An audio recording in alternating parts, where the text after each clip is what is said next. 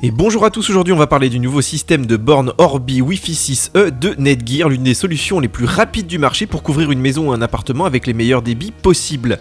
Mais est-ce trop tôt pour investir dans ces équipements encore très coûteux? Est-ce qu'ils tiennent toutes leurs promesses? C'est ce qu'on va aller voir dans cette nouvelle vidéo. Alors le Wi-Fi maillé est apparu vers 2018 et permet d'installer facilement plusieurs bornes dans un même logement pour obtenir une bonne couverture Wi-Fi, ce qui permet par exemple de capter le réseau même dans votre Tesla qui est devant la maison. Le principe de fonctionnement est plutôt simple, vous placez vos bornes de façon homogène dans votre logement, sachant qu'une base et deux satellites suffisent pour des surfaces moyennes entre 100 et 300 m², y compris avec des étages. Seul impératif, la base doit être reliée à votre box internet car c'est elle qui va distribuer la connexion. L'intérêt du Wi-Fi maillé, c'est de réserver un canal dédié entre les bornes pour étendre le réseau. Chaque borne est donc capable de relayer le signal afin de ne pas perdre en débit.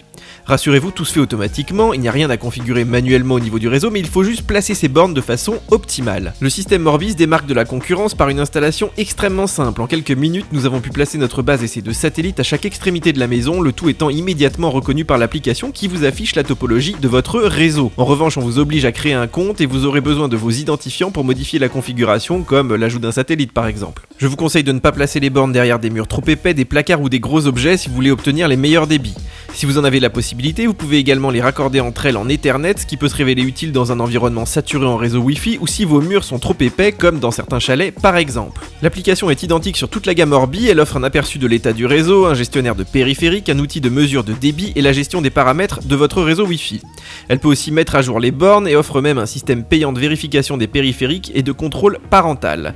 Pour les paramètres plus avancés, comme la gestion du DNS, le mappage de port ou encore le VPN, il faudra passer par une interface web, là encore typique des produits Netgear. Les amis, on va parler un peu de sécurité car aucun OS n'est infaillible. Cela fait quelques années déjà que la part de marché du Mac intéresse fortement les pirates et le nombre de malware a même explosé ces derniers temps, notamment des logiciels publicitaires type adware que vous avez sûrement déjà rencontré un jour. Alors je ne sais pas si vous connaissez déjà Intego qui est notre sponsor cette semaine, mais l'éditeur français est installé sur Mac depuis plus de 25 ans et propose plusieurs programmes très efficaces pour scanner les malwares avec un taux de détection de 100% au dernier AV-test pour virus barrière. Nous on lance des analyses de temps à autre sur nos machines pour être rassurés car cet antivirus a aussi l'avantage de ne pas trop ralentir la machine lors de l'analyse du disque, même sur un iPhone ou un iPad, ce qui est plutôt cool si on travaille pendant ce temps-là. Intego propose aussi un pare-feu très efficace avec NetBarrière pour vous protéger quand vous vous connectez sur les réseaux Wi-Fi publics non sécurisés et des utilitaires très utiles comme Washing Machine pour libérer de la place sur votre Mac, Content Barrier pour le contrôle parental ou encore Personal Backup pour faire des sauvegardes intelligentes et compléter Time Machine. Spécialement pour Mac Forever et à l'occasion de la sortie de cette vidéo, Intego vous offre d'ailleurs le bundle X9 avec 65% de réduction en cliquant le lien sous la vidéo. Mais ce n'est pas tout, vous pouvez aussi avoir la nouvelle solution VPN Intego Privacy Protection qui coûte seulement 19,99€ par an d'abonnement à rajouter au moment du panier. Vous pouvez acheter des packs d'une, deux ou même 6 bornes, tout dépend de la surface à couvrir. Ces modèles que l'on teste aujourd'hui sont très massifs, voyez les dimensions, assez lourds aussi,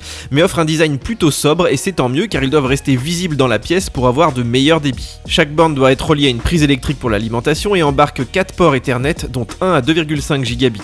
Seul le routeur possède une prise 10G à relier à votre box, ce qui permet de profiter du débit maximal des dernières technologies de fibre optique. On trouve aussi un bouton qui permet de réinitialiser les bornes en cas de problème, ainsi qu'un indicateur lumineux qui se charge d'ailleurs de vous faire remonter l'état du périphérique. On notera que les alimentations font 60 watts et qu'on a mesuré environ 13-14 watts de consommation au repos et jusqu'à 18 watts en charge, ce qui est assez élevé, comptez 40 watts pour les 3 en usage lissé. Alors la couverture Wi-Fi c'est important, mais le débit aussi. Beaucoup de bornes sont encore en Wi-Fi 5, comme ici sur notre Freebox Pop, alors que tous les appareils récents, comme les derniers iPhone à partir du 11, les Mac M1, gèrent parfaitement le Wi-Fi 6.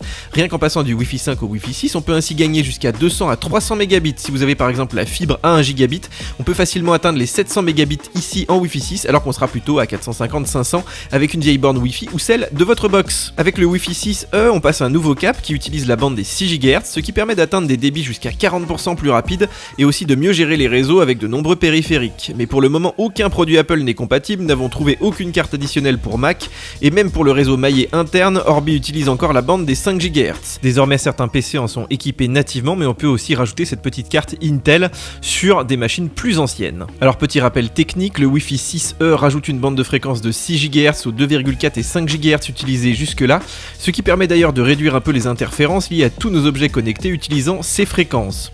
Il améliore non seulement le débit mais aussi la latence grâce à ses 7 canaux bien plus larges de 160 MHz. En Europe toutefois, l'utilisation de ce spectre vient d'être autorisée mais seulement sur 500 MHz contre 1200 aux USA, ce qui veut dire moins de débit. Autre inconvénient, plus la fréquence est élevée, plus elle s'atténue rapidement dès que vous vous éloignez de la borne. En pratique, et comme vous pouvez le voir dans notre test, le Wi-Fi 6E permet quand même de dépasser le gigabit. Mais attention, ce débit n'est atteint que si votre appareil est situé à quelques mètres à côté de la borne ou du satellite, ce qui veut dire d'ailleurs que la connexion entre les deux bornes est excellente. En revanche, dès qu'on s'éloigne d'une dizaine de mètres, les débits sont similaires entre le Wi-Fi 6E et le Wi-Fi 6. On notera que la présence du port à 2,5 gigabits permet aussi de se brancher en filaire sur un satellite et de profiter d'un débit local ou d'une connexion fibre à plus de 2 gigabits sans Wi-Fi 6E. Et c'est aussi valable si vous êtes connecté en 5G, mais à condition évidemment de dépasser le gigabit.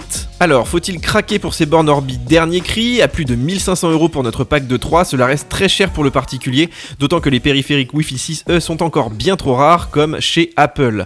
À l'heure où nous écrivons ces lignes, un petit kit Wi-Fi 6 semble donc bien plus raisonnable. On en trouve entre 200 et 500 € en fonction des modèles. Vous trouverez d'ailleurs quelques liens sous la vidéo. Par contre, sur le plan des performances, ce kit tient réellement ses promesses et permet de dépasser enfin le gigabit sur un réseau Wi-Fi, y compris pour un usage local. Nous avons vraiment hâte qu'Apple et les autres généralisent le Wi-Fi 6E dans leurs produits, ce qui pourrait aussi faire baisser le tarif de ces bornes de nouvelle génération. Vous trouverez tous les liens pour acheter ces produits sous la vidéo. Bien sûr, je vous encourage à prendre un abonnement VIP pour soutenir notre travail. En attendant, on s'abonne, on like, bien sûr, on télécharge nos applications et nous on se retrouve très bientôt pour de nouveaux tests. Ciao ciao.